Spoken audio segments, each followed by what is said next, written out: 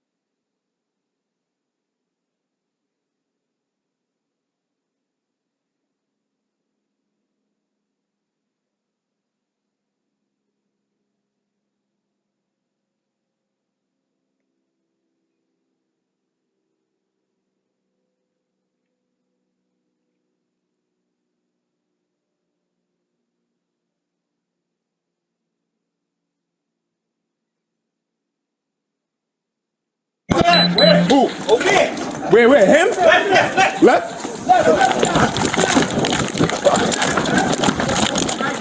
Where?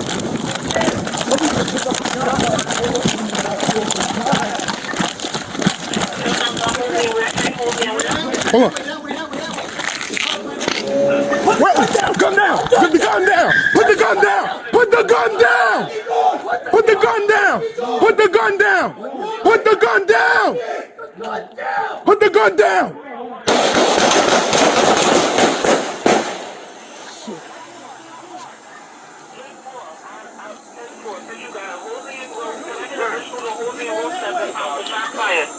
Wilson and Weirfield. Wilson and Weirfield. Shots fired.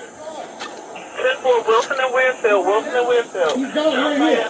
What unit is this over? 3 public safety. 3 public safety.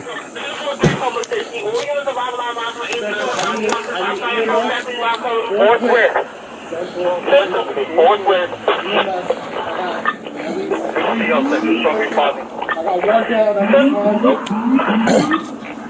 We need a unit to Halsey and Wilson. We have 1 male shot at that other location.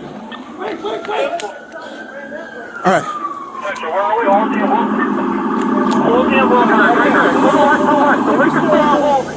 I need 2 shots there. Clear that way. All right. Right here. Clear. We good. Right here. Hey. Over here. Where's the flag? He's got it. I got it. Where's the flag? I got one. All right.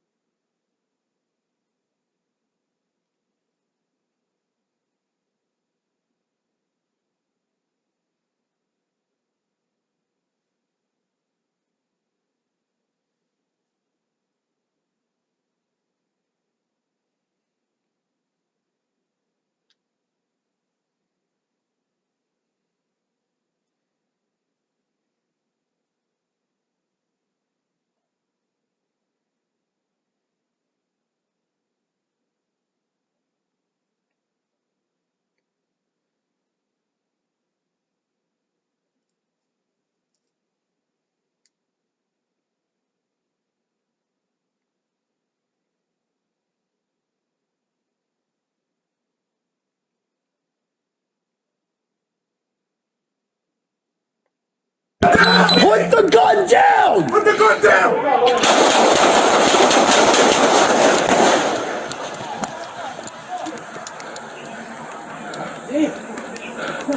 Cover the perp!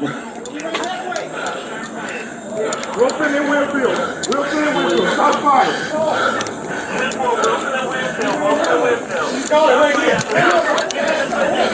3 public safety. 3 public safety.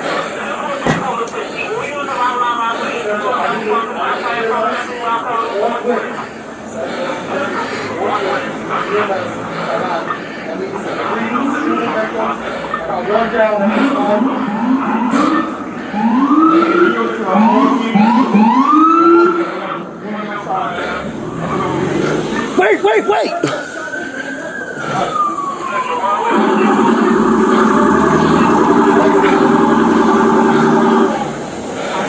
Yeah. Clear that weapon. Where's his gun? Right here. Grab the gun. Right here. Hey! Over here! Where's his weapon? All right.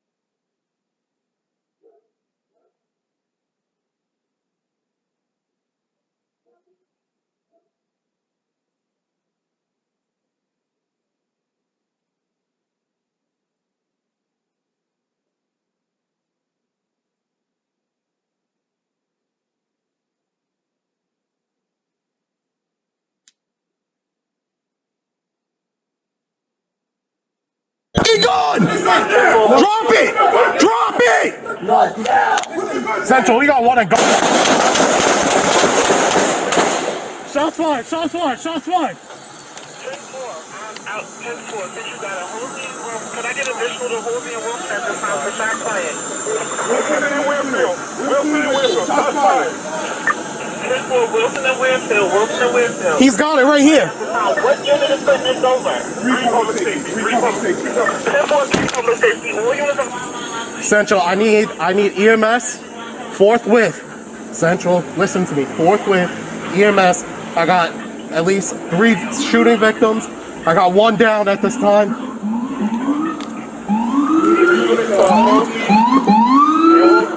One mil side, other location. Central, where are we? Guys, right there, to the left, the liquor store on Halsey. I have 2 shot there. Clear. We good. Right here, hey! Over here! He's got it, he secured it. I got one. In the coming weeks and months, the NYPD Force Investigation Division, in cooperation with the prosecutor having jurisdiction over this incident, will continue to investigate and analyze this incident as more interviews. Back to the beginning.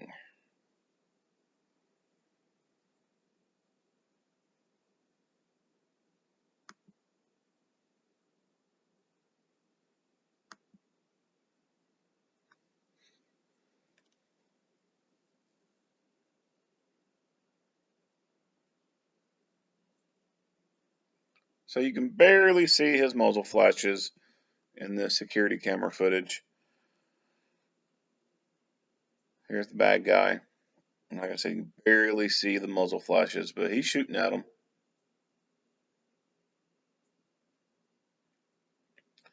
Now, I seriously doubt this is a situation where he's an active shooter like in a school and these people that he's shooting at are complete innocent victims. I kind of doubt that.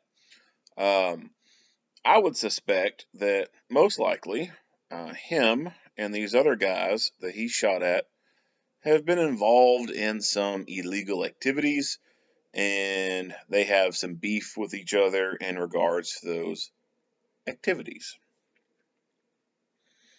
And he is trying to get rid of his competition or take care of his beef.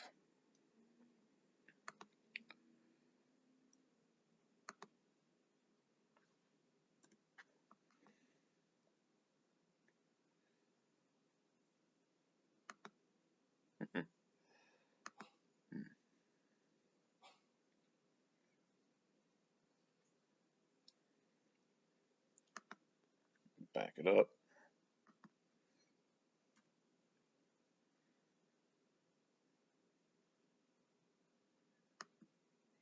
So it looks like maybe this guy gets shot because he goes down. I'm not really 100% sure about that.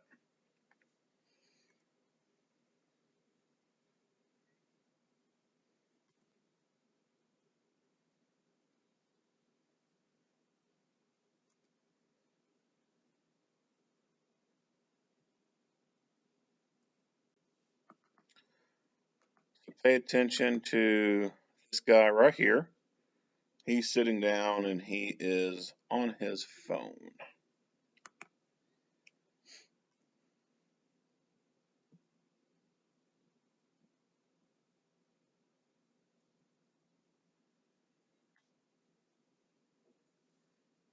It doesn't appear as though the guy on the phone gets hit. So we'll go back to this guy who is standing right here at this post, and we'll pay attention to him. He clutches his side right there. He clutches right in there. He favors that area.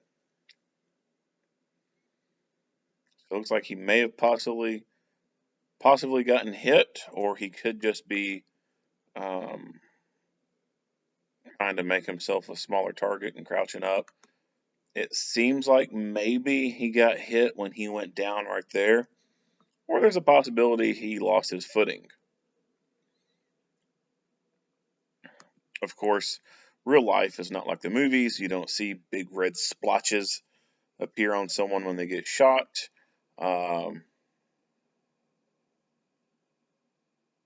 Pistol rounds make little holes in people, and then it takes a few seconds for any blood to show up.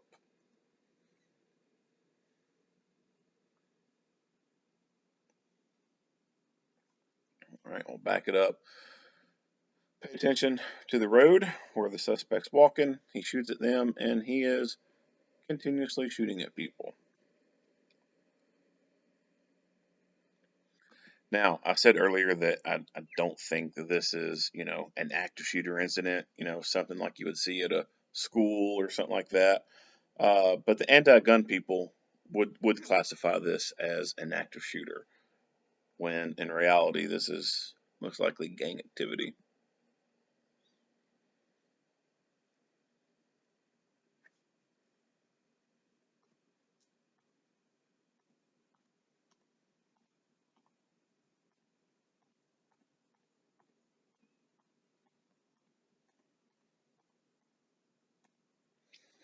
So here these cops are in an unmarked vehicle with a little hidden visor light. NYPD really loves using unmarked cars. And I have to say, I think the tactic is good. Roll around, no one knows who you are, and then you can jump out on people and catch them in the act of stuff.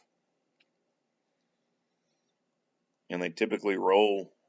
Well, I don't want to say typically, but in a lot of the videos I've seen, there's like 3 people to a car, which I think is pretty good. Must be nice to have that many people to go around. These 60-minute buffers on their cameras. Who? Okay. Where, him? Who? Okay. Where, him? Left?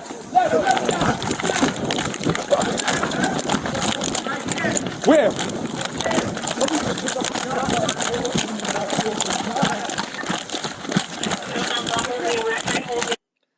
So this dude is crouched down around this car. Hold on. And it's interesting.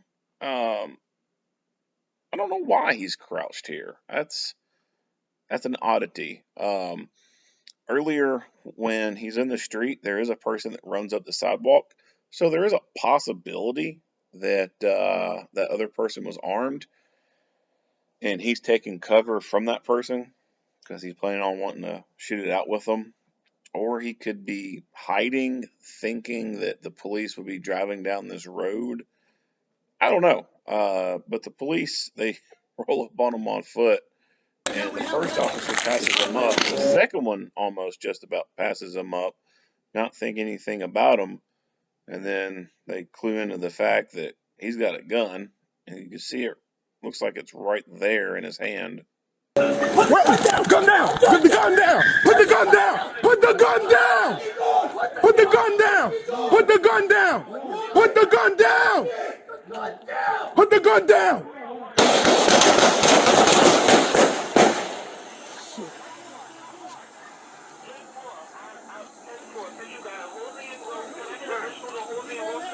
And that hissing sound you hear, I'm assuming that's the tire. One of their rounds missed and hit the tire, and now it's going flat. As usual with NYPD, there is an absence of weapon-mounted lights on all of their guns. Talked about this before. If you're going to be in the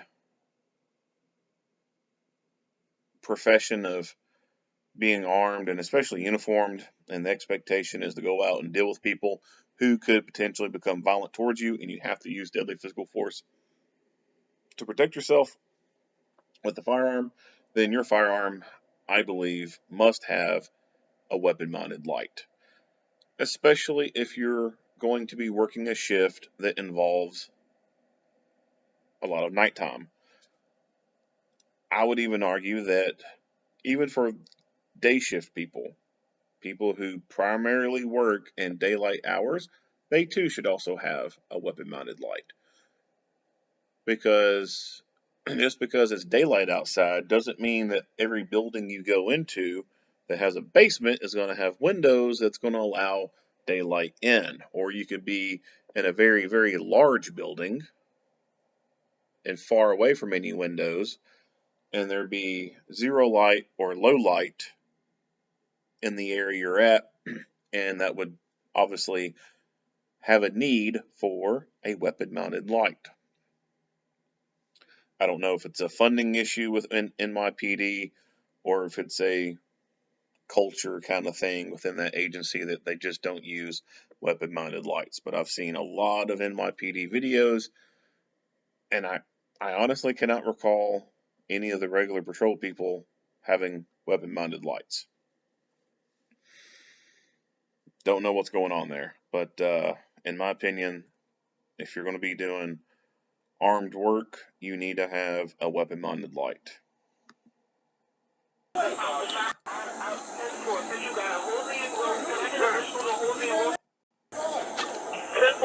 Public safety, 3 public safety.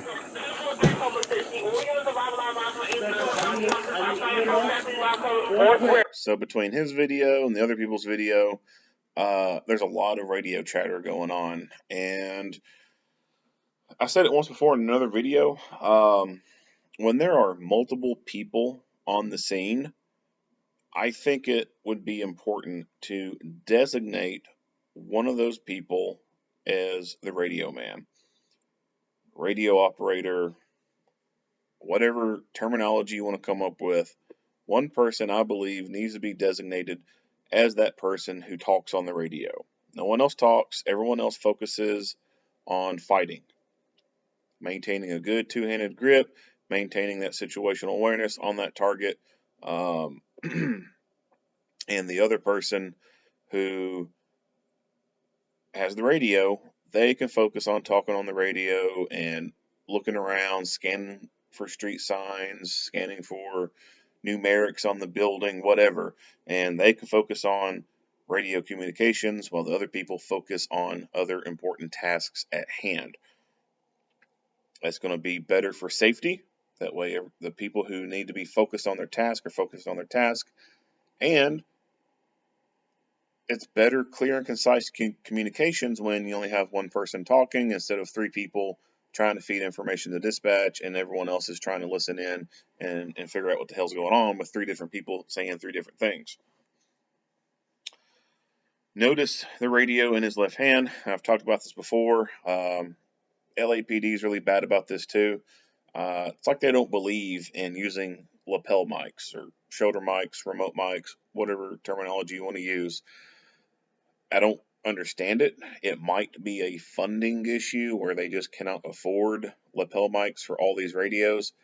And, this may be this is probably an agency that does not issue radios to each individual officer. These officers probably show up to work and pull a radio out of a charging bank and then go to work with it. And then at the end of shift, they put the radio back in the bank. There's a lot of larger agencies that are like that. A lot of your smaller agencies, they have a take-home radio. They get to take it home with them. It's like their responsibility to maintain it.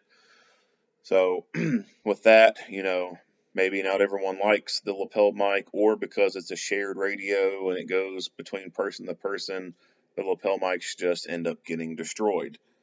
That's a good possibility there. If it were me and I couldn't get my company or agency to provide me a lapel mic, I would buy the damn thing on my own. I believe that a shoulder mic is a piece of life safety equipment because it allows you to be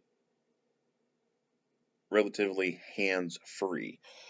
This officer right now is having to hold the radio in his hand, and because it has the swivel mount on it, he's going to have to insert it into the mount and twist it and lock it in place if he wants to secure it. And then to unsecure it, he has to rotate it and pull it up. out of the mounting bracket. Talk on it, and then secure it by putting it in a certain way and twisting it in and locking it in place. That's a lot of movements, and that's a lot of precise movements. It would be much easier if all he had to do was reach up with his left hand to his shoulder area or to his chest area, press a button, talk, and let go, and then go just easily slide his hand back to his gun hand and take on a two-handed grip. And if he has to talk, remove left hand, reach up, press button, release, and instantly go back to the gun, versus reach down, take radio off belt, bring up, talk, take radio back down, click it in place, rotate it, lock it in, whatever. This method that he's using right now is a lot of movements, and it takes fine motor skill movements to get this swivel mount into its little bracket and get it locked in place. A shoulder mic, hell of a lot easier to use and a lot safer to use, in my opinion. So if you work for a company or an agency and they don't provide shoulder mics for you, and you're doing armed work like this, you need to have a shoulder mic. And if they won't provide it to you, suck it up and go buy yourself one, because it is a piece of life safety equipment.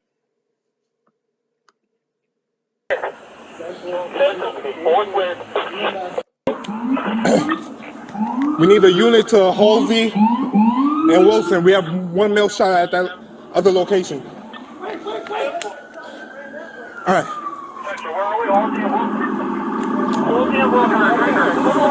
The liquor's still on hold. Two shot there. Clear that way. All right. Right here. Clear. We good. Right here. Hey! Over here! So he picks up the bad guy's gun and moves it. And you can't see it very well because they put the censoring squares over his body. But he does pick up his gun and set it over here. Where's the flash? He's got it. I got it. Right. Where's the flash? I got one. All right. The other officer's body camera.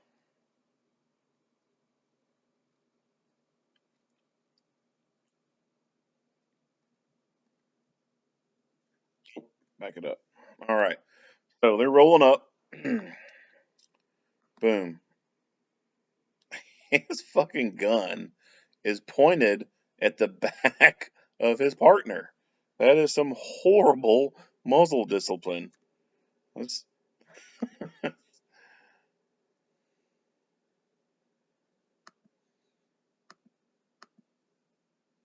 look at this shit. This guy needs to go to fucking Dairy Queen with that disqualifying shit. I mean, damn. It's pointing right at the dude, and it looks like he's starting to get, it looks like he follows him as he's getting out of the car with the damn gun. Come to a stop. Boom. Gun comes up, pointed right at his partner. Partner starts to get out of the car. Well, didn't pause it at the right moment. But yeah, that's some horrible ass muzzle discipline. I'm not a big fan of that. And it almost looked like he used the gun to push the door open the rest of the way. No, he didn't. So I can pause it and see what the trigger finger looks like. So it kind of looks like maybe he is indexing, because it does not appear as though I can see a finger inside the trigger guard. But it's such a shaky movement that in a slow light, it's hard to tell anything. So yeah, it doesn't look like he has his finger inside the trigger guard. At least he's not breaking that rule. However, his muzzle discipline sucks ass. I mean, he was flagging the shit out of his partner in that front seat. You need to maintain your muzzle discipline, your muzzle awareness. we describe it as imagining a lightsaber coming out the end of your gun, and anything it passes through, you're just going to destroy it, right? It's going to freaking vaporize. And that is one of the most common rules that gets broken anywhere is muzzling people.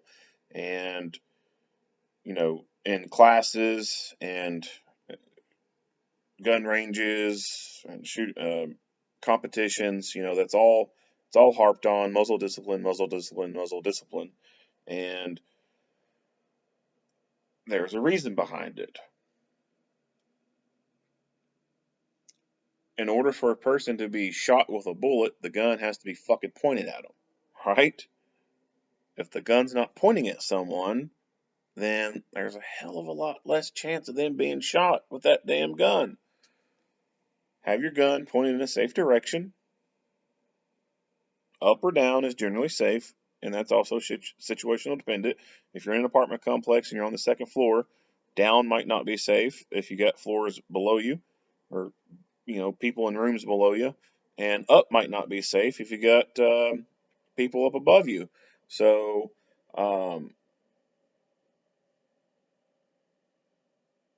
not everywhere is going to be a 100% safe spot.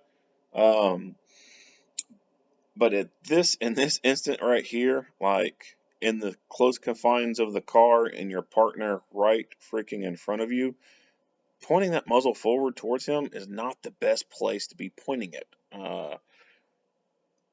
I think the gun should have been in the holster during this, but anyway, moving forward.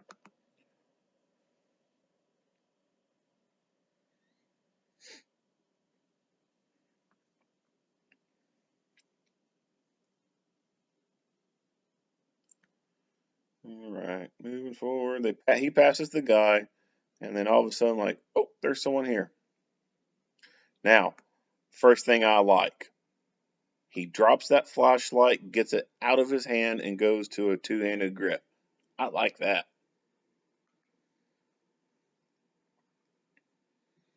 He says, fuck that damn thing, go to a two-handed grip. Awesome. Love it. Want some more of it. Put the gun down! Put the gun down! Gets a good two-handed grip. Puts good, accurate rounds on target. Cover the perp!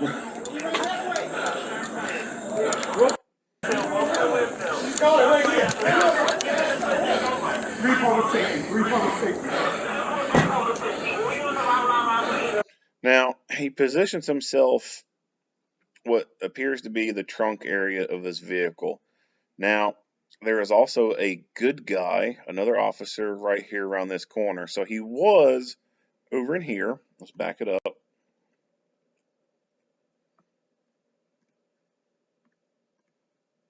Okay. So his line of fire, let's back it up even a little bit more. All right, so that officer is right there, pretty much. Right there. And the other officer is right about in here.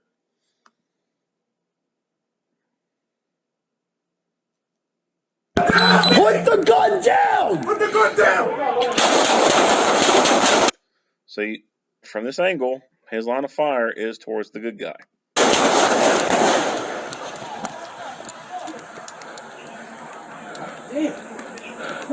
Cover the perp! Wilson and Winfield. Wilson and Winfield. Stop fire. Wilson and Winfield. Wilson and Winfield. He's going right here. I suspect that at this moment he realizes crossfire, and so he moves himself to have a better line of fire so that neither of the good guys are in his line of fire.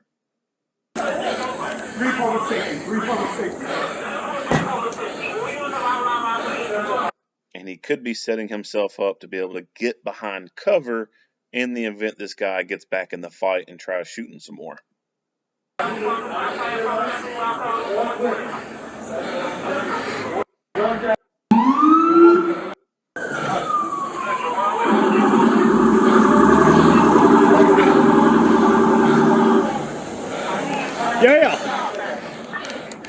Clear that weapon. Where's his gun? Grab the gun. Grab the gun. Right here. Hey! Over here! Where's his weapon? All right. All right. So good on him.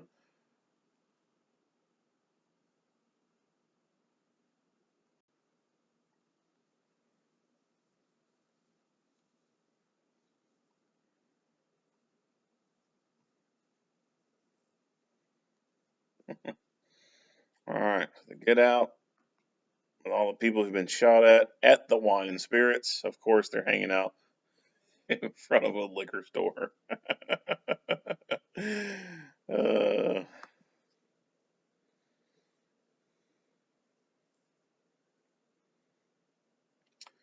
so he thinks about going on foot, but then he says, nah, I'm going to get back in the car.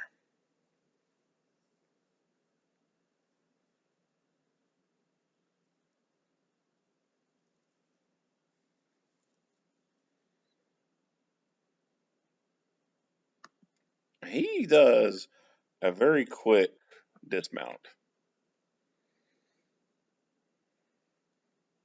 So he throws that thing in park, lickety split, and then boom, he is right on this dude. Literally, like right behind him. The other officer, I think this is his head that you can see right over in here that I'm circling. Drop it! Drop it! Central, we got one. And then boom, as soon as he puts his second hand on that damn radio, this dude decides to lift his hand and start shooting.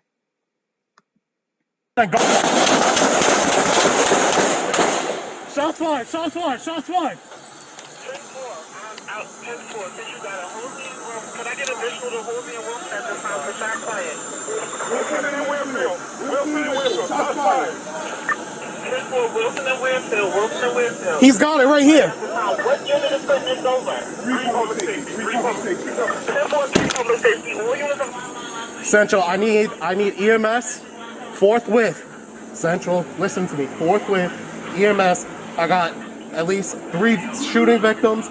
I got 1 down at this time.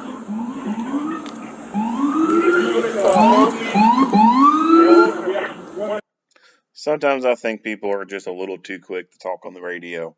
There's times to be on the radio and there's times not to be on the radio. Sometimes radio traffic can hold. And this is also, like I said, where I think it's super important where when there's multiple people there, someone becomes the radio person. Just like how in other scenarios, you'll have one person is lethal cover and one person is less lethal cover. If we can designate a person as being the less lethal person and one person being lethal, or 2 people being lethal and 2 people being less lethal, then I think we can start the practice of designating one person as the radio person, the communicator. Makes a whole lot more sense to me. I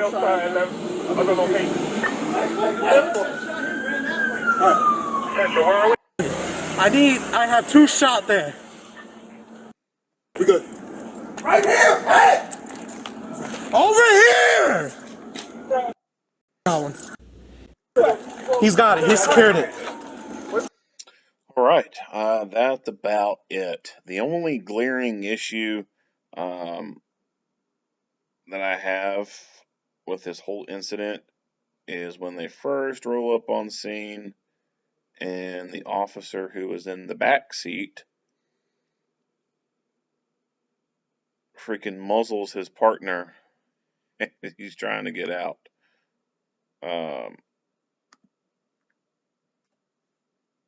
That's the thing I have the biggest problem with is the muzzling right there. Other than that, I think everything else is pretty good.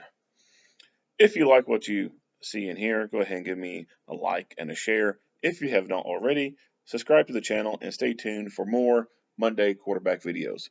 Earl Henderson, Primordial Defense, thank you for watching.